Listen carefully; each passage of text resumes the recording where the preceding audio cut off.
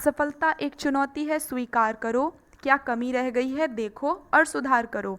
सुप्रभात, स्वागत करती हूँ आप सभी का आपके YouTube चैनल जीएस नगरी पर। जैसा कि आप सभी जानते हैं, मैं ये सुबह के 7 बजे आपके लिए करंट अफेयर की क्लास लेके आती हूँ।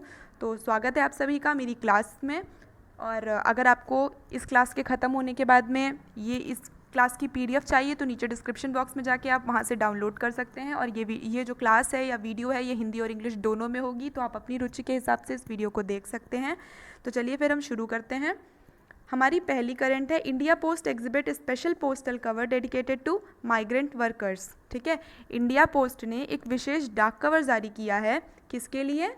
माइग्रेंट वर्कर्स के लिए, यानी प्रवासी मजदूरों के लिए वो समर्पित है। आगे देखते हैं क्या है। India Post has released a special postal cover dedicated to migrant worker with an objective of paying tribute to them. ठीक है, इंडिया पोस्ट ने एक विशेष डाक कवर जारी किया है जो प्रवासी मजदूरों और कार्यकर्ताओं को समर्पित है। 5 migrant workers were called upon from different sectors to release the special postal cover, which was released during an event at Bicentennial Hall on the historic Mumbai GPO building. ठीक है, इसके लिए 5 प्रवासी मजदूर थे जो विभिन्न क्षेत्रों से ताल्लुक़ रखते थे, उनको बुलाया गया था to release the special postal cover. ठीक है, इस पोस्टल कवर को जारी करने के लिए, ठीक है, बुलाया गया था 5 प्रवासी मजदूरों को जो अलग अलग यानी विभिन्न क्षेत्रों से आते हैं। ठीक है, कहाँ पर हुआ था ये आयोजन? ये हुआ था बायसेंशियल हॉल, जो कि ऐतिहासिक GPO बिल्डिंग जो कि मुंबई में है, वहाँ पर हुआ था। ठीक है, आगे देखते हैं। The release of special cover was an attempt made by India Post to keep the struggles and contributions of migrant worker recorded in the history of India. ठीक है, ये एक अटेम्प्ट था, मतलब इंडिया पोस्ट द्वारा एक प्रयास किया गया था, किस लिए? Made by India Post to keep the struggles and contributions. ठीक है, ताकि जो जितना संघर्ष और जितना योगदान, ठीक है, जो श्रमिक हैं, जो प्रवासी मजदूर हैं, प्रवासी श्रमिक हैं, वो लोग करते हैं, वो भारत के इतिहास में दर्ज कराने के लिए। ठीक है, तो एक बार मैं इसको जस्ट में बता देती हूँ कि इंडिया पोस्ट ने एक विशेष डाक कवर जारी किया है प्रवासी मजदूरों और कार्यकर्ताओं के लिए, उनको समर्पित किया है, उनको श्रद्धांजलि अर्पित करने के लिए यह डाक कवर जारी किया गया है। इसमें 5 जो माइग्रेंट वर्कर यानी 5 प्रवासी मजदूर विभिन्न क्षेत्रों से जो ताल्लुक़ रखते थे, उनको बुलाया गया था आयोजन में, जो कहाँ पर हुआ था? बायसेंशियल हॉल, जो कि ऐतिहासिक मुंबई की GPO बिल्डिंग में हुआ था। ठीक है, यह आयोजन बायसेंशियल हॉल में हुआ था, जो कहाँ पर है? मुंबई की ऐतिहासिक हिस्टोरिक GPO बिल्डिंग में। ठीक है, the release of special cover was an attempt. ये स्पेशल कवर क्यों जारी किया गया था? ये सिर्फ एक प्रयास था। ठीक है, भारतीय डाक की तरफ से एक प्रयास था, जो ये प्रवासी मजदूर और श्रमिक संघर्ष करते हैं अपनी दिन पर दिन ज़िंदगी में और योगदान देते हैं, सिर्फ उसको भारत के इतिहास में एक जगह देने के लिए ये एक छोटा सा प्रयास था। आगे देखते हैं। Among the 5 migrant, 2 workers were from the construction sector, 1 was a taxi driver and 1 was a jewelry craftsman and 1 was a tailor। जो 5 प्रवासी मजदूर इस आयोजन में आए हुए थे विभिन्न क्षेत्रों से, उसमें से 2 जो मजदूर थे वो निर्माण कार्य से अपना ताल्लुक़ रखते थे। 1 was a taxi driver, एक उसमें से टैक्सी ड्राइवर था, और 1 was a jewelry craftsman, मतलब वो आभूषणों का कारीगर था। ठीक है, एंड 1 was a टेलर, और जो 5वां था वो दर्जी था, tailor. The programme was held by India Post to acknowledge the contribution of natives of the other state in building Mumbai as a migrant workers are an integral part of cityscape. इस आयोजन को रखा गया था इसलिए भी कि जो अन्य राज्यों के योगदान को स्वीकार किया था मुंबई ने, कि अन्य राज्य, इसमें बहुत अन्य जो राज्य हैं मुंबई के अलावा, वो इतना ज़्यादा योगदान देते हैं मुंबई के लिए। ठीक है, वहाँ से जो श्रमिक आते हैं वो योगदान देते हैं। Migrant workers are an integral part of cityscape. ठीक है, जो प्रवासी श्रमिक हैं वो शहर का एक अभिन्न हिस्सा हैं। बस करंट से निकल के जो क्वेश्चन आ रहा है वो है director general of India post. ठीक है, डायरेक्टर जनरल कौन है भारतीय डाक का? अरुंधति घोष। ठीक है, भारतीय डाक का डायरेक्टर जनरल है अरुंधति घोष। आगे देखते हैं। CySecK launches program hack for cyber security startup. CySecK ने एक नया प्रोग्राम लॉन्च किया है जिसका नाम है हैक। वो क्या करेगा? साइबर सुरक्षा स्टार्टअप करेगा। ठीक है, एन एसिलेटर प्रोग्राम। अच्छा, एक पहले आपको ये बता देती हूँ साइसेक क्या चीज़ है। साइसेक है ये Karnataka centre of excellence in cyber security, मतलब साइबर सुरक्षा में उत्कृष्ट कर्नाटक केंद्र, ठीक है, Karnataka centre of excellence in cyber security, Karnataka में साइबर सुरक्षा में उस उत्कृष्टता रखने वाला केंद्र, ठीक है, उसने हैक नाम का एक प्रोग्राम लॉन्च किया है जो कि एक तत्वरक कार्यक्रम है, ठीक है। उसमें एक तत्वरक कार्यक्रम में साइबर सुरक्षा में उस उत्कृष्टता रखने वाले कर्नाटक केंद्र ने हैक नाम का एक प्रोग्राम लॉन्च किया है। Hack is the Karnataka's first cyber security specific accelerator programme.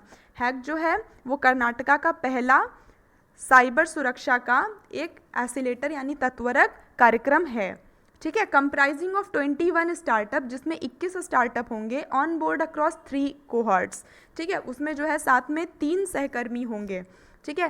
10x cohort होगा, एक होगा 0 to 1 कोहॉर्ट और तीसरा जो है वो वर्चुअल कोहॉर्ट, ठीक है। 3 कोहॉर्ट्स कौन कौन से हैं? पहला है 10x कोहॉर्ट, फिर 0 to 1 कोहॉर्ट और तीसरा है वर्चुअल कोहॉर्ट, ठीक है। मैं इसको क्लियर कर देती हूँ, आप एक बार देख लीजिए।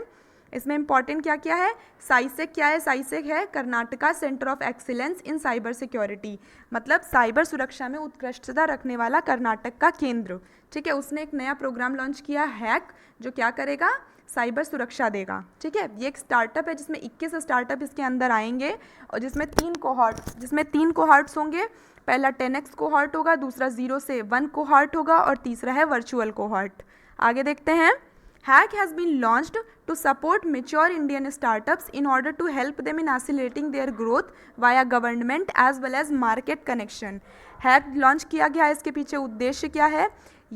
इसका उद्देश्य यह है कि यह मजबूती प्रदान करेगा जो नए भारत में स्टार्टअप्स किए जाएंगे, ठीक है, उनकी मदद करेगा आगे बढ़ने में via government as well as market connection, सरकार के द्वारा और मार्केट में कनेक्शन के द्वारा, ठीक है, बाजार में कनेक्शन के द्वारा और गवर्नमेंट के द्वारा इनकी मदद करेगा आगे बढ़ने में, जो भारत में नए स्टार्टअप होंगे, ठीक है। जो अभी प्रधानमंत्री मोदी जी ने एक आत्मनिर्भर भारत अभियान चलाया है, उसके तहत जो नए स्टार्टअप होंगे उनमें ये उनको सपोर्ट करेगा, ठीक है, सहायता देगा। It will also help in nascent startup to mature through an innovative incubation ecosystem and marquee mentorship, ठीक है। ये उनकी भी मदद करेगा, जो नए स्टार्टअप हैं उनको परिपक्व होने में उनकी मदद करेगा। कैसे? Through an innovative incubation ecosystem, मतलब एक अभिनव आयुष्मान पारिस्थितिक तंत्र के माध्यम से, ठीक है, एक अभिनव आयुष्मान पारिस्थितिकी तंत्र के माध्यम से उनकी मदद करेगा। किसकी? नए जो स्टार्टअप है उनके परिपक्व होने में। एंड मार्की मेंटरशिप, ठीक है, एक अभिनव आयुष्मान पारिस्थितिकी तंत्र के माध्यम से मदद करेगा और मार्की मेंटरशिप से भी उनकी मदद करेगा। हेंस विल सपोर्ट इंडियाज़ आत्मनिर्भर भारत अभियान। इस तरह से ये प्रधानमंत्री मोदी जी द्वारा चलाया गया अभियान आत्मनिर्भर भारत अभियान को पूरी तरह से योगदान देगा उसको बनाने में, ठीक है। The centre of excellence in cyber security, मतलब साइबर सुरक्षा में उत्कृष्टता रखने वाला कर्नाटक का केंद्र is housed on the campus of Indian institute of science. ये कहाँ पर मौजूद है? स्थित है, ये स्थित है भारतीय विज्ञान संस्थान में, ठीक है, जो कि एक एंकर इंस्टीट्यूट है। एंकर तो आप सभी जानते होंगे, जो समाचार होते हैं हमारे टीवी पे आते हैं उसमें जो बोलते हैं लोग, वही एंकर होते हैं। तो यहाँ पर वो संस्थान एक एंकर की तरह काम करेगा। While Karnataka state council for science and technology, मतलब कर्नाटक राज्य की जो विज्ञान और प्रौद्योगिकी के लिए परिषद है, ठीक है, वो एक इम्प्लीमेंट्री एजेंसी का काम करेगी, मतलब एक कार्यान्वयन संस्थान के स्वरूप काम करेगी, ठीक है। क्या है इसमें ज़रूरी, क्या क्या है इसमें ज़रूरी? ये है कि जो हैक है वो आत्मनिर्भर भारत अभियान को सपोर्ट करेगा, उसका सहयोग करेगा, ठीक है। और इसका सेंटर कहाँ है? ये कहाँ के कैंपस में है? ये कैंपस में है इंडियन इंस्टीट्यूट ऑफ साइंस, मतलब भारतीय विज्ञान संस्थान में, ठीक है, जो कि एक एंकर संस्थान के रूप में काम करेगा। और Karnataka state council for science and technology, मतलब विज्ञान और प्रौद्योगिकी के लिए कर्नाटक की जो राज्य परिषद है वो इम्प्लीमेंट्री एजेंसी का काम करेगी, मतलब कार्यान्वयन संस्थान के रूप में काम करेगी, ठीक है। अब इस करंट से निकल के इम्पॉर्टेंट जो 2 चीज़ें हैं वो हैं चीफ मिनिस्टर ऑफ कर्नाटक, मतलब कर्नाटक का मुख्यमंत्री कौन है? वो है BS येदियुरप्पा, और वहाँ के जो गवर्नर हैं वो है वाजुभाई वाला, ठीक है। ये दोनों भी ज़रूरी हैं, आप एक बार इसको देख लीजिए, फिर हम आगे बढ़ते हैं। चलिए फिर आगे चलते हैं। अगली करंट है हमारी world bee day observe globally on 28 मई, ठीक है। विश्व मधुमक्खी दिवस जो है वो 20 मई को मनाया जाता है, ठीक है, विश्व मधुमक्खी दिवस 20 मई को मनाया जाता है। World bee day is observed globally on 20th May every year. हर साल 20 मई को विश्व मधुमक्खी दिवस मनाया जाता है। ऑन दिस डे 20 में the pioneer of bee keeping Anton Jansa was born in 1734 in Slovenia. ठीक है, स्लोवेनिया एक जगह का नाम है, पहले मैं आपको ये बता दूं, आगे मैं आपको ये भी बताऊंगी कि ये कहाँ पर स्थित है स्लोवेनिया। ठीक है, लेकिन अभी आप इस करंट को सुन लीजिए कि जो विश्व मधुमक्खी दिवस है वो 20 मई को हर साल मनाया जाता है। और ये क्यों मनाया जाता है? ये मनाया जाता है उनके लिए जिन्होंने बी पालन में, मतलब मधुमक्खी पालन में बहुत ही ज़्यादा उत्कृष्टता हासिल की थी, जिनका नाम है एंटन जानसा। ठीक है, उनका जन्मदिन हुआ था आज। ठीक है, 20 मई को उनका जन्म हुआ था 1734 में। कहाँ? स्लोवेनिया में। ठीक है, the purpose of bee day, अब देखें बी डे मनाने का उद्देश्य क्या है, मतलब विश्व मधुमक्खी दिवस मनाने का उद्देश्य क्या है? To acknowledge the role of bees and other pollinators. ठीक है, फॉर द इकोसिस्टम, हमारे पर्यावरण में बीज का मतलब मधुमक्खियों का क्या रोल होता है, क्या अहम हिस्सा है, और अन्य परागणों का क्या हिस्सा है, उसको समझने के लिए और लोगों को समझाने के लिए आज के दिन को मनाने का उद्देश्य है। ठीक है, मतलब विश्व मधुमक्खी दिवस को मनाने का उद्देश्य ये है ताकि हम खुद जान सकें और लोगों को बता सकें कि जो मधुमक्खियाँ होती हैं और अन्य परागण होते हैं, पॉलिनेटर मतलब परागण, वो हमारी ज़िंदगी का, हमारे पर्यावरण का एक अहम हिस्सा होते हैं। ठीक है, about 33% of the world food production depends on bees, thus they are vital for preservation of biodiversity, ecological balance in nature and helpful in reducing pollution.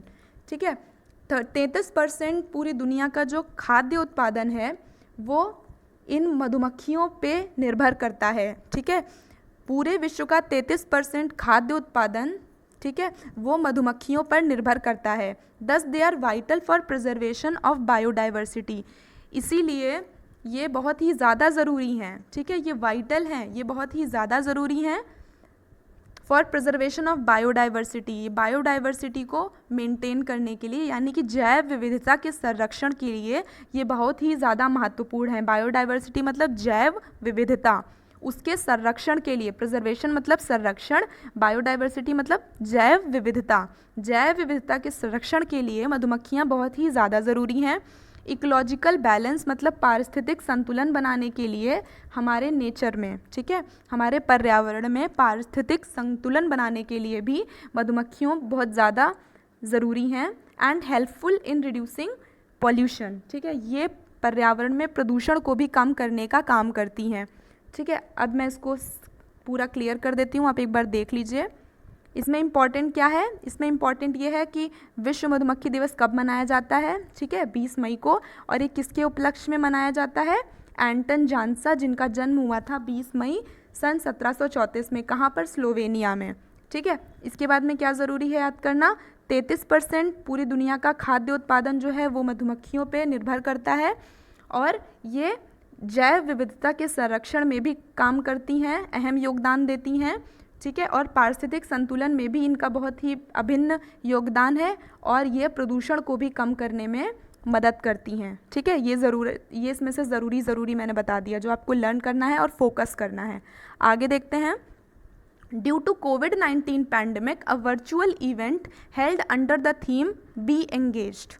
ठीक है, ये कोविड-19 की महामारी को देखते हुए एक वर्चुअल इवेंट, मतलब असलियत में भौतिक रूप से ना मिल करके एक इवेंट मनाया गया है जो वर्चुअलिटी की दुनिया में है, मतलब कि इंटरनेट के ज़रिए, वीडियो कॉन्फ्रेंसेस के ज़रिए एक आयोजन किया गया है जिसका विषय था बी एंगेज्ड।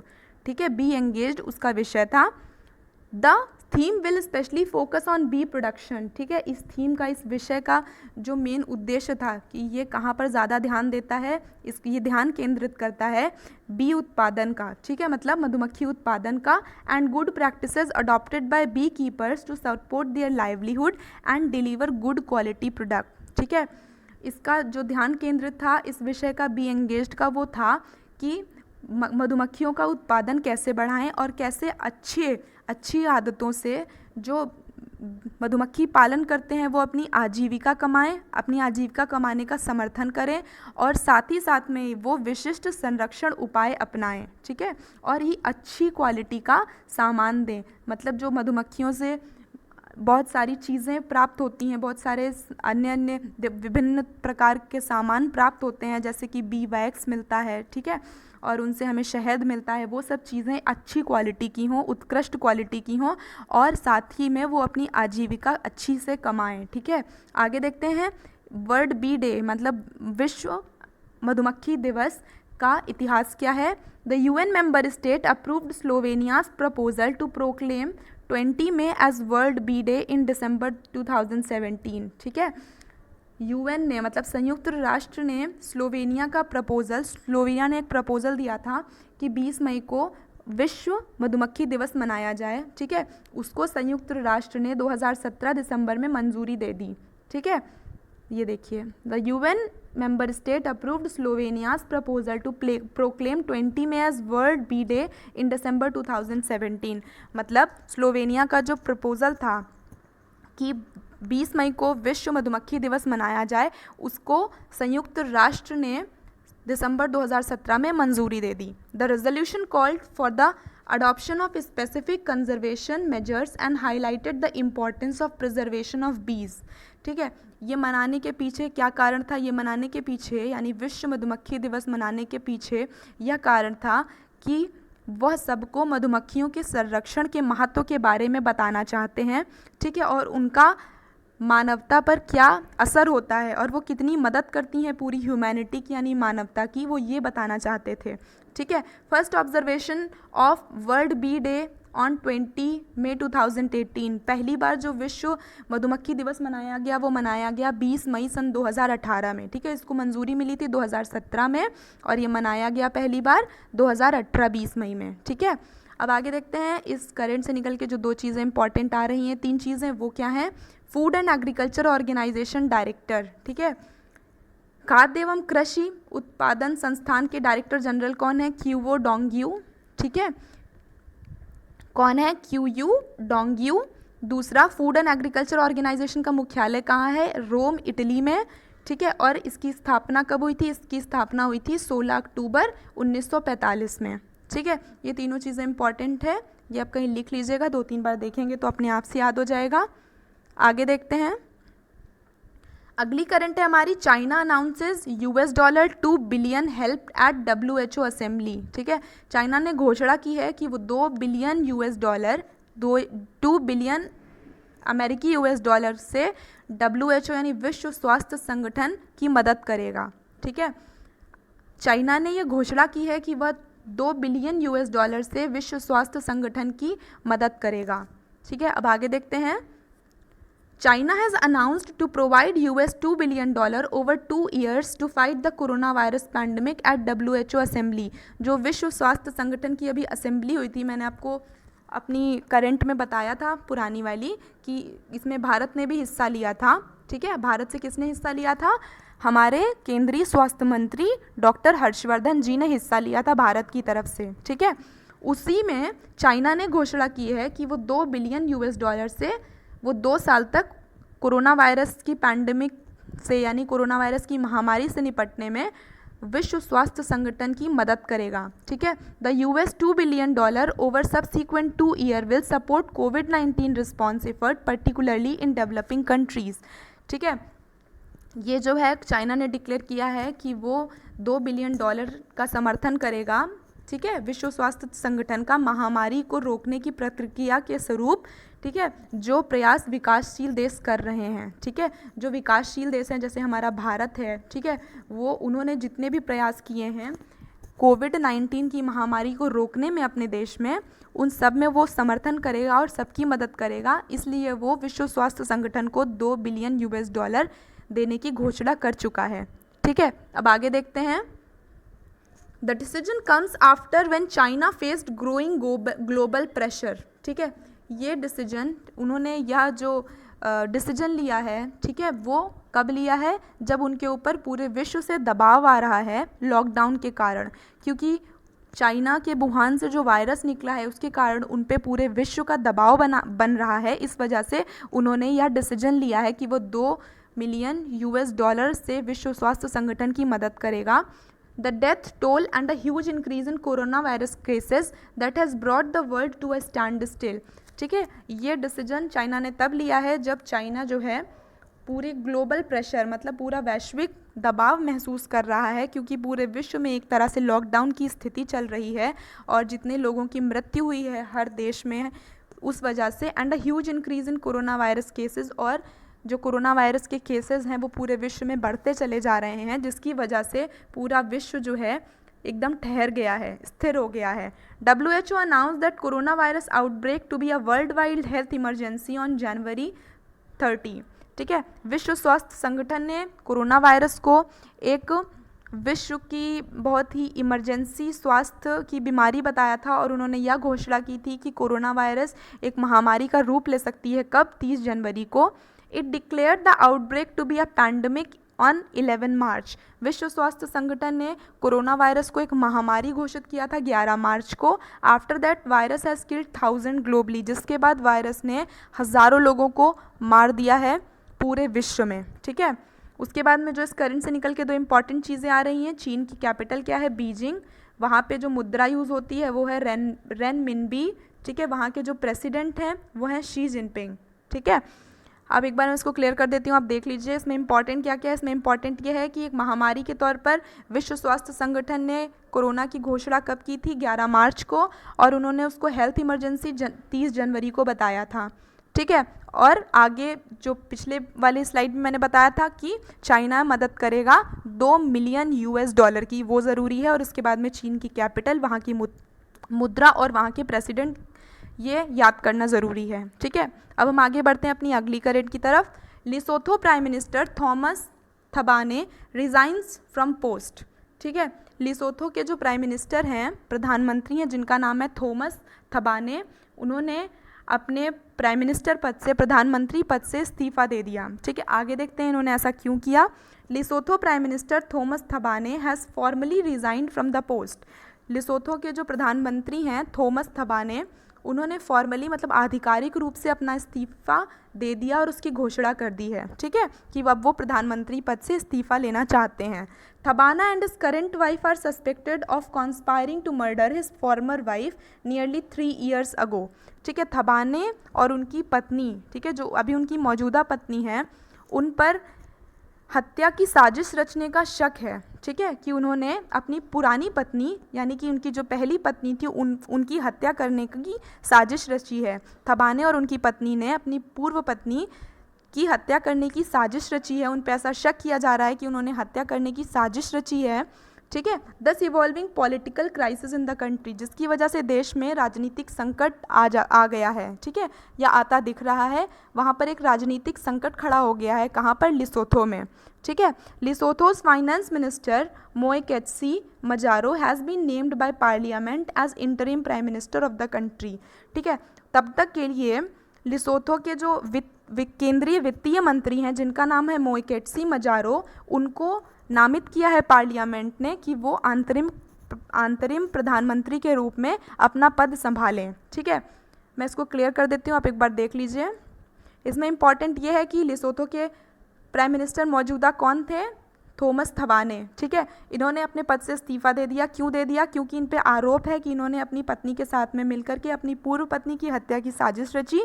ठीक है, जिसकी वजह से पूरे देश में राजनीतिक संकट खड़ा हो गया है और अब वहाँ पर जो नए अंतरिम प्रधानमंत्री बनाए जाएंगे वो वहाँ के केंद्रीय वित्त मंत्री हैं, जिनका नाम है मोएकेत्सी मजारो। ठीक है, आगे देखते हैं। जो इस करंट से निकल के 3 चीज़ें आ रही हैं। लिसोथो क्या है? लिसोथो जो है दक्षिण अफ्रीका पर्वत का साम्राज्य है। लिसोथो दक्षिण अफ्रीका में पर्वत के ऊपर एक बसा हुआ साम्राज्य है। वहाँ की जो राजधानी है वो है मसीरू। ठीक है, वहाँ की जो मुद्रा है वो है लिसोथो लोटी।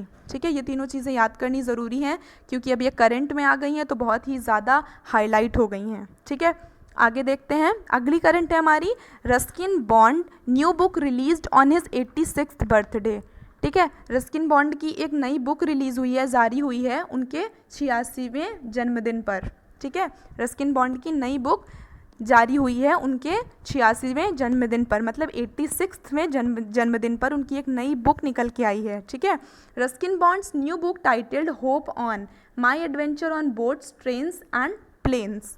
ठीक है, रस्किन बॉन्ड की जो नई बुक आई है उसका विषय है, उनकी पुस्तक का जो शीर्षक है वो क्या है, hope on my adventures on boats, trains and planes. ठीक है, ये तो आपको एज इट इज़ याद करना पड़ेगा, क्योंकि किसी भी बुक का शीर्षक होता है उसे हिंदी या इंग्लिश में करना गलत होता है, क्योंकि शीर्षक सिर्फ शीर्षक ही होता है, उसको आप हिंदी और इंग्लिश में नहीं कन्वर्ट कर सकते। वो जिस लैंग्वेज में है वो उसको आपको उस लैंग्वेज में याद करना पड़ेगा। ठीक है, तो इनकी बुक का जो शीर्षक है वो है hope on my adventure on boats, trains and planes. ठीक है, was released on his 86th birthday. ठीक है, उनके 86th जन्मदिन पर वो रिलीज़ की गई, वो जारी की गई in an e book format. ठीक है, उसे ऑनलाइन जारी किया गया।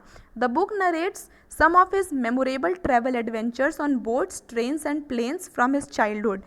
इस बुक में जो है नरेट किया गया है, उन चीज़ों को बताया गया है, बखान किया गया है, उनके पूरे सफ़र का जो रोमांच है, जो उन्होंने नाव पे अपनी जो यात्राएं की है, जो ट्रेन से यात्राएं की है और जो उन्होंने हवाई जहाज़ से अपनी यात्राएं की है, तो उसमें उन्हें जो रोमांच मिला है ये सब कुछ इस बुक में लिखा गया है। ठीक है, the book presents it's reader with a number of authors hilarious journeys and travel adventures. ठीक है, ये बुक प्रदर्शित करती है अपने ऑथर की यानी कि रस्किन बॉन्ड की, इनकी किताब बताती है, वह उनकी उल्लासित यात्रा और यात्रा साहसिक चीज़ों का वर्णन करती है। या किताब कौन सी किताब, hop on my adventure on boats, trains and planes. ठीक है, ये अपने ऑथर की यानी कि रस्किन बॉन्ड की उल्लासित यात्रा और उनकी साहसिक यात्रा का वर्णन करती है। ठीक है, the illustration of Ruskin Bond's new book has been done by Samrat Haldar. ठीक है, इस बुक का चित्रण किसने किया है, सम्राट हालदर ने। ठीक है, अब मैं इसको एक बार क्लियर कर देती हूँ, आप देख लीजिए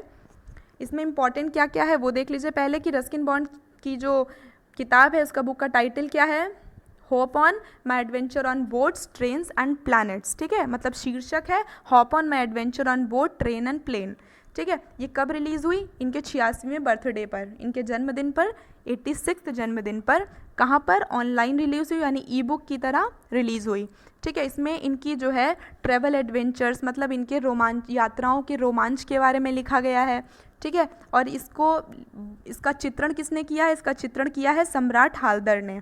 ठीक है, vice admiral Vinay भंडवार wins Alexander Dalrymple award 2019। ठीक है, वाइस एडमिरल मतलब उप समुद्री नायक जिनका नाम है विनय भंडवार, इन्होंने अलेक्जेंडर डैलिएम्पल पुरस्कार 2019 जीता है। क्यों जीता है आगे देखते हैं इसमें। India's chief hydrographer of Indian naval hydrographic. ठीक है, उप समुद्री नायक जो हैं भारत के प्रमुख हाइड्रोग्राफर, जो भारतीय नेवल हाइड्रोग्राफिक के उप समुद्री नायक हैं जिनका नाम है विनय भंडवार, उनको यह पुरस्कार दिया गया है। कौन सा, Alexander Dalrymple award 2019। This award is given to him for his outstanding contribution to Indian hydrography. यह पुरस्कार उनको इसलिए दिया गया है क्योंकि उन्होंने बहुत ही अच्छा कंट्रीब्यूशन, बहुत ही बढ़िया कंट्रीब्यूशन दिया है भारतीय हाइड्रोग्राफी को across the broader Indian ocean region. ठीक है, कहाँ पर, भारत का जो हिंद महासागर क्षेत्र है वहाँ पर उन्होंने बहुत ही अच्छा कंट्रीब्यूशन दिया है, बहुत ही अच्छे से उन्होंने अपना काम किया है। ठीक है, the award was presented by UK ministry of defence. ये जो पुरस्कार है वो उनको किसने दिया, संयुक्त राष्ट्र का मंत्रालय है डिफेंस का, उसने दिया। ठीक है, the recipient of the award are selected by chief committee of UK hydrographic office. ठीक है, इसकी जो अवार्ड है वो मिलना किसको है, ये कौन तय करता है, ये तय करती है उनकी एक मुख्य कमेटी है यूके की हाइड्रोग्राफिक ऑफिस में, जो तय करती है कि यह पुरस्कार किसको मिलना है और यह पुरस्कार किस हिसाब से मिलता है। उसके लिए अहर्ताएँ क्या होती हैं, ये होती हैं कि हिज और हर effort in raising the standard of hydrography, cartography and navigation around the world. ठीक है, जो मानक बढ़ाता है हाइड्रोग्राफी के, कार्टोग्राफी के और नेविगेशन के मतलब नौकानयन के मानक बढ़ाता है पूरे विश्व में, उसको यह पुरस्कार दिया जाता है। और 2019 में यह पुरस्कार भारत के चीफ प्रमुख हाइड्रोग्राफर, ठीक है, जिनका नाम है वाइस एडमिरल मतलब उप समुद्री नायक विनय भंडवार जी को मिला है। ठीक है, मैं इसको क्लियर कर देती हूँ, आप एक बार देख लीजिए इसमें इंपॉर्टेंट क्या क्या है कि अवार्ड का नाम क्या है और वो इस बार यानी 2019 में किसको मिला है, जो भारत के उप समुद्री नायक यानी वाइस एडमिरल हैं विनय भंडवार जी, उनको मिला है। और ये अवार्ड देता कौन है, ये अवार्ड देता है यूके मिनिस्ट्री ऑफ डिफेंस। ठीक है, और ये तय कौन करता है कि ये अवार्ड किसको मिलना है, यह पुरस्कार किसको मिलना है वो तय करती है chief committee of UK hydrographic office. ठीक है, और ये क्यों दिया जाता है? फॉर रेजिंग द स्टैंडर्ड, मानक बढ़ाता है। जो भी सेना का नायक, समुद्र में नायक जो है वो मानक बढ़ाता है हाइड्रोग्राफी, कार्टोग्राफी और नौकानयन के पूरे विश्व में। ठीक है, उसको यह अवार्ड दिया जाता है। आगे देखते हैं, vice admiral Vinay Badhwar join the Indian navy 1982। ठीक है, जो उप समुद्री नायक हैं विनय भंडवार, जिनको यह पुरस्कार दिया गया है, उन्होंने भारतीय नेवी को 1982 सन में ज्वाइन किया था। ठीक है, उन्होंने भारतीय नेवी ज्वाइन की थी सन 1982 में। He leads the regional capacity building program. ठीक है, ये क्षेत्रीय क्षमता निर्माण कार्यक्रम में सबसे आगे हैं, जो कि किसके द्वारा चलाया जाता है? इंडियन नेवल हाइड्रोग्राफिक ऑफिस, मतलब भारतीय नेवल हाइड्रोग्राफिक ऑफिस द्वारा यह चलाया जाता है। ठीक है, उसमें ये लीड करते हैं, उसमें सबसे आगे रहते हैं। किसमें? क्षेत्रीय क्षमता निर्माण कार्यक्रम में।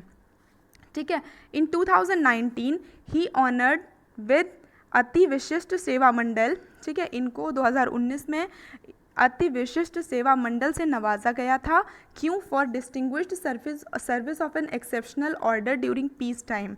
ठीक है, क्यों नवाजा गया था? क्योंकि शांति के दौरान असाधारण क्रम की विशिष्ट सेवा इन्होंने की थी। ठीक है, शांति के दौरान असाधारण क्रम की विशिष्ट सेवा करने के उपलक्ष्य में इनको 2019 में अति विशिष्ट सेवा मंडल से नवाजा गया। He has been the member of international hydrographic organization. ये एक सदस्य रह चुके हैं अंतर्राष्ट्रीय हाइड्रोग्राफिक संगठन के। ठीक है, capacity during building sub committee since it's creation, उस कमेटी के जब से वो बनी है।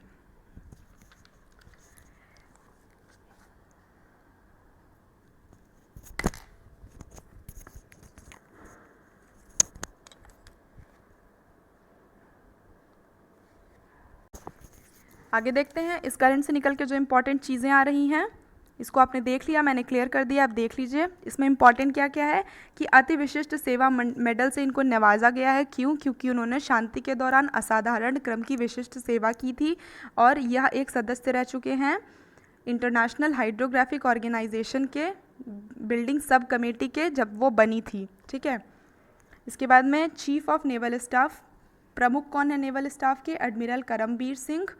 ठीक है, मतलब नायक Karambir Singh. Director of international hydrographic organization, उसके डायरेक्टर हैं अबरी कम्फेर साउथ अफ्रीका के और मुस्तफ़ा इब्तेस टर्की के।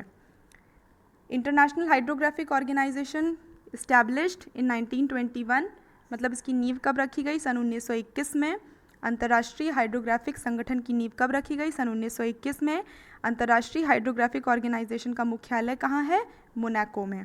ठीक है, ये जो इम्पॉर्टेंट चीज़ें हैं ये इस करंट से निकल के आ रही हैं। आप इसको एक बार और देख लीजिए, फिर हम आगे बढ़ें। चलिए फिर आगे देखते हैं। अगली करंट है, SCR develops rail bot to provide better health care to covid patients. ठीक है, SCR का फुल फॉर्म है साउथ सेंट्रल रेलवे। ठीक है, ये है SCR, मतलब साउथ सेंट्रल रेलवे, जिसको दक्षिण मध्य रेलवे क्षेत्र भी बोला जाएगा हिंदी में। ठीक है, उसने डेवलप किया है एक रेल बॉट। ठीक है, rail bot to provide better health care to कोविड-19 पेशेंट्स, ताकि वो बहुत अच्छे से ध्यान रख सकें जो कोविड के मरीज़ हैं या फिर कोविड की जद में आ गए लोग हैं, उनका अच्छे से ध्यान रखने के लिए दक्षिण मध्य रेलवे क्षेत्र ने रेल बॉट नाम का एक रोबोट तैयार किया है। ठीक है, south central railway zone has developed a robotic device. ठीक है, दक्षिण मध्य रेलवे क्षेत्र ने एक रोबोटिक डिवाइस, एक रोबोट तैयार किया है जिसका नाम है रेल बॉट या R bot, to assist in the function of hospital management to provide better health care to कोविड-19 पेशेंट्स। ठीक है, ताकि वह जो डिवाइस बनाई गई है, वह जो मशीन बनाई गई है, वह अस्पताल प्रबंधन में उसकी अच्छे से मदद कर सके, ताकि जो लोग हैं, जो कोविड के मरीज़ हैं, उनको एक अच्छी सेवा मिल सके। आगे देखते हैं अबाउट आर बॉट, मतलब अब जानते हैं ये जो डिवाइस बनाई गई है इसके बारे में। Rbot is getting use to supply in medicine, medical accessories and to serve food to the patients. ठीक है, आरबॉट को किस लिए बनाया जा रहा है? ताकि वो दवाइयाँ ला के दे सके और भी चिकित्सा के लिए ज़रूरी सामान या सुविधाएं जो चाहिए वो दे सके, और जो मरीज़ हैं उनको खाना दे सके। ठीक है, सर्व कर सके उनको खाना। विच none need for physical contact. This device will enable doctor, nurses and other support medical staff to remain far away from the danger of contacting infection, ठीक है, जिससे जो है फिज़िकल कांटेक्ट नहीं होगा, मतलब किसी भी दूसरे इंसान को कोविड के मरीज़ों के पास जाने की ज़रूरत नहीं पड़ेगी। और इस डिवाइस से डॉक्टर, नर्सेज हैं और बाकी के जो चिकित्सा कर्मी हैं वो कोविड-19 के मरीजों से दूर रह सकते हैं और उनमें इस बीमारी को या इस महामारी को फैलने का खतरा कम होगा। The Rbot is operated through a singular mobile application, ठीक है। अब ये चलेगा कैसे? ये मोबाइल एप्लीकेशन से चलेगा, मतलब आपके मोबाइल में एक एप्लीकेशन होगा जिसको बनाया गया है इनोवेशन से, उसकी मदद से ये रोबोट काम करेगा। Developed as a part of innovative supported by wifi, ठीक है, ये वाईफाई फैसिलिटी से सपोर्टेड होगा।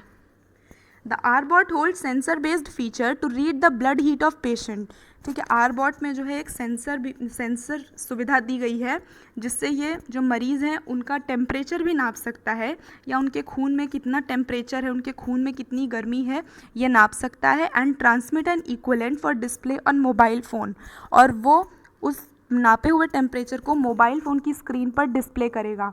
It is capable of raising an alarm, it is capable of raising an alarm just in case of any abnormally high temperature reading, so on alert of the medics getting to the patient, ठीक है। It is capable of raising an alarm, तो अगर उसे किसी भी मरीज़ का या कोविड महामारी से ग्रसित इंसान का टेम्परेचर ज़्यादा मिलता है तो उसे वो मोबाइल फ़ोन की स्क्रीन पर डिस्प्ले कर देगा जिससे एक अलार्म बज जाएगा, ठीक है, अगर कोई भी उसके आसपास जाएगा या फिर वहाँ पर इन्फेक्शन का खतरा होगा। abnormally high temperature readings on the alert the medics getting to the patient, तो जो भी चिकित्सक या चिकित्साकर्मी पेशेंट के पास, मरीज के पास जाएंगे तो उनको एक अलार्म देगा ये आरबॉट, ठीक है। The Rbot acts as two way audio, ठीक है, ये दो तरफा ऑडियो और वीडियो कम्युनिकेशन का काम करता है, ठीक है, मतलब बात भी कर सकते हैं और वीडियो से भी कम्युनिकेट कर सकते हैं। With recording facilitating smooth interaction between patient and doctor, जिससे अच्छा इंटरेक्शन होगा, अच्छे से दोनों के बीच में बात हो जाएगी, पेशेंट और डॉक्टर के बीच में, ठीक है, मरीज और चिकित्सक के बीच में। It uses infrared technology with emergency night lamp, इसमें जो है इंफ्रारेड टेक्नोलॉजी भी दी गई है, ठीक है, और साथ में इमरजेंसी के लिए एक नाइट लैम्प और नाइट साइट भी दिया गया है, ठीक है, to enable communication even in complete darkness, ताकि अगर पूरी तरह से अंधेरा हो तो भी ये कम्युनिकेशन कर सके, ठीक है। अब इस करंट से निकल के जो इंपॉर्टेंट चीज़ें आ रही हैं, मुख्यालय कहाँ है दक्षिण मध्य रेलवे क्षेत्र का, वो है रेल नलियाम सिकंदराबाद, ठीक है, rail Nilayam Secunderabad. General manager of south central railway, मतलब दक्षिण मध्य रेलवे क्षेत्र का जनरल मैनेजर कौन है? गजानन माल्या, ठीक है। अब ये आरबॉट के बारे में यहाँ पर मैंने आपको ये नहीं बताया कि क्या क्या इंपॉर्टेंट है लर्न करना। इसमें इम्पॉर्टेंट ये है कि ये क्या काम करेगा, इसको किस लिए बनाया गया है। इसको इसलिए बनाया गया है ताकि ये मेडिसिन दे सके, मेडिकल एसेसरीज़ दे सके और खाना पहुँचा सके पेशेंट तक। ये जो है ये ब्लड हीट जो है पेशेंट की, यानी खून में कितना गर्म टेम्परेचर है वो नाप सकता है और उसको मोबाइल फ़ोन पर डिस्प्ले कर सकता है, मतलब मोबाइल की स्क्रीन पर दिखा सकता है। साथ ही साथ में ये वीडियो और ऑडियो कम्युनिकेशन कर सकता है, ठीक है, ये वीडियो और ऑडियो कम्युनिकेशन कर सकता है जिससे पेशेंट और डॉक्टर आपस में बातचीत कर सकेंगे और किसी भी चिकित्सक को किसी भी कोविड के मरीज़ के पास आने की ज़रूरत नहीं पड़ेगी, ठीक है, ताकि उसे खतरा ना हो। और इसमें इंफ्रारेड टेक्नोलॉजी है, उसके साथ में इमरजेंसी रात में जलने वाली लाइट है और इसमें रात में देखने के लिए भी कैमरे लगाए गए हैं ताकि अगर पूरी तरह से अंधेरा है तो भी यह कम्युनिकेट कर सके, ठीक है।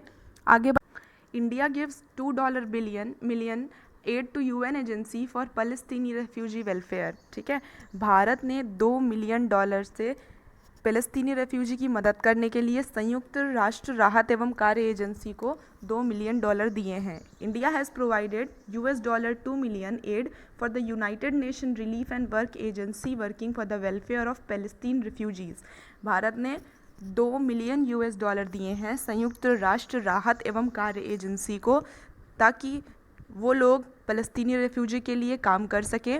The aid is given for UNRWA core program and services including educational health amidst the corona virus, ठीक है, united nations relief and work agency, ठीक है, ये है फुल फॉर्म UNRWA का, ठीक है, United Nation relief and work agency, ठीक है। इनको भारत ने 2 मिलियन डॉलर दिए हैं। क्यों? ताकि ये फ़लस्तीनी रेफ्यूजीज़ के लिए अपना राहत कार्य जारी रख सकें, ठीक है, और उनको सर्विस दे सकें, उनको पढ़ाई करवा सकें और हेल्थ, उनके स्वास्थ्य का ध्यान रख सकें और उनको कोरोना वायरस महामारी से भी बचा सकें, ठीक है। क्यों दिए हैं? ताकि जो संयुक्त राष्ट्र राहत एवं कार्य एजेंसी है वह फ़लस्तीनी रेफ्यूजीज़ की पढ़ाई का ध्यान रख सके, उनके स्वास्थ्य का, और कोरोना की महामारी में भी उनका बचाव कर सके कोरोना से। The United Nation relief and work agency UNRWA, मैंने अभी बताया इसका फुल फॉर्म, ठीक है, मतलब संयुक्त राष्ट्र राहत एवं कार्य agency applauded India support to states basic services operating especially under the challenges posed by कोविड-19 पैंडमिक, ठीक है। मतलब संयुक्त राष्ट्र राहत एवं कार्य एजेंसी ने भारत की बहुत तारीफ़ की है कि उन्होंने उनकी इतनी सहायता की है $2 मिलियन से, वो भी उस टाइम पर जब पूरी दुनिया कोविड-19 की महामारी से ग्रसित है, जूझ रही है, ठीक है। उस वक्त भारत ने UNRWA मतलब संयुक्त राष्ट्र राहत एवं कार्य एजेंसी को $2 मिलियन रुपए दिए हैं ताकि वो फ़लस्तीनी रेफ्यूजीज़ की मदद कर सकें और उनको राहत दिला सकें, ठीक है, और उनकी पढ़ाई में मदद कर सकें, उनके स्वास्थ्य का ध्यान रख सकें और उन्हें कोरोना से भी बचाया जा सके, ठीक है। आगे देखते हैं। India has increased the annual contribution to UNRWA from $1.25 million to $5 million in 2019 and promised another $5 million for 2020, ठीक है। भारत जो है हर साल संयुक्त राष्ट्र राहत एवं कार्य एजेंसी को मदद देता था, ठीक है, कुछ मिलियन डॉलर्स की हर साल मदद देता था, जो पहले 1.25 मिलियन हुआ करती थी, यानी अगर भारतीय रुपए से देखें तो 9.45 करोड़ रुपए की मदद पहले देता था, जिसको अब उसने 1.25 से बढ़ा करके $5 मिलियन कर दिया है, यानी कि 37 करोड़ रुपए कर दिया है 2019 में, ठीक है। 2019 में बढ़ा के कितनी हो गई है? 37 करोड़ रुपए, एंड प्रॉमिस्ड अनदर $5 मिलियन, और ये भी कहा है कि वो 2020 में फिर से 37 करोड़ रुपए की मदद करेगा। This opens a chance for India to become a member of this agency's advisory commission, ठीक है। इससे भारत को ये मौका मिल सकता है कि वो इस संयुक्त राष्ट्र राहत एवं कार्य एजेंसी का एक हिस्सा बन सके। The contribution was presented to United Nation Agency by representative of India to the state of Palestine, Sunil Kumar, ठीक है। ये कंट्रीब्यूशन जो है किसने थमाया एजेंसी को? संयुक्त राष्ट्र राहत एवं कार्य एजेंसी को भारत के रिप्रेजेंटेटिव ने, ठीक है, मतलब भारत को रिप्रेजेंट करने वाले, जो भारत का संबोधन करते हैं, कहाँ पर? पैलेस्टीन स्टेट में, जिनका नाम है सुनील कुमार, ठीक है। UNRWA supports the Palestine who fled and were expelled from their homes during war in 1948, ठीक है। भारत उन सभी फ़लस्तीनियों का पूरी तरह से सहयोग करेगा संयुक्त राष्ट्र राहत एवं कार्य एजेंसी के साथ मिल करके, जिनको अपने घरों से निकाल दिया गया है या फिर फ़लस्तीन से वो लोग निकल आए हैं, क्योंकि वहाँ पर 1948 में जब युद्ध हुआ था तो बहुत ही ज़्यादा त्राही हो गई थी, ठीक है। इसमें लर्न करने वाला क्या है? इसमें लर्न करने वाला इस करंट में ये है कि भारत ने जो 1.25 मिलियन डॉलर की मदद करता था उसको बढ़ा करके 2019 में $5 मिलियन कर दिया है, और उसके बाद में अगले साल यानी 2020 में भी वो $5 मिलियन की मदद करेगा, यानी 37 करोड़ रुपए, यानी पहले वो 9.45 करोड़ रुपए देता था, अब वो 37 करोड़ रुपए हर साल देगा, ठीक है। किस लिए? फ़लस्तीनियों की मदद करने के लिए। और वो किसने दिए? संयुक्त राष्ट्र राहत एवं कार्य एजेंसी में भारत के रिप्रेजेंटेटिव ने, ठीक है, जो फ़लस्तीनी में रहते हैं, जिनका नाम है सुनील कुमार, ठीक है। भारत के रिप्रेजेंटेटिव हैं जिन्होंने फ़लस्तीन के लिए, सुनील कुमार हैं जिनका नाम, उन्होंने ये रुपए संयुक्त राष्ट्र राहत एवं कार्य एजेंसी को दिए। द UNRWA सपोर्ट्स पैलेस्टीन, ठीक है। वो लोग क्यों सपोर्ट करते हैं? क्योंकि वहाँ पर फ़लस्तीन में युद्ध हुआ था 1948 में, जिसमें कई फ़लस्तीनियों को घर से निकाल दिया गया था या फिर उनके घरों को जला दिया गया था, इसलिए वो लोग वहाँ से चले आए थे। अब इस करंट से निकल के दो चीज़ें और आ रही हैं। United Nation relief and work agency headquarter location, मतलब संयुक्त राष्ट्र राहत एवं कार्य एजेंसी का मुख्यालय कहाँ है? अम्मान, जॉर्डन, ठीक है। अम्मान, जॉर्डन में संयुक्त राष्ट्र राहत एवं कार्य एजेंसी का मुख्यालय है। आगे United Nation relief and work agency commissioner, वहाँ के जो कमिश्नर जनरल हैं उनका नाम क्या है?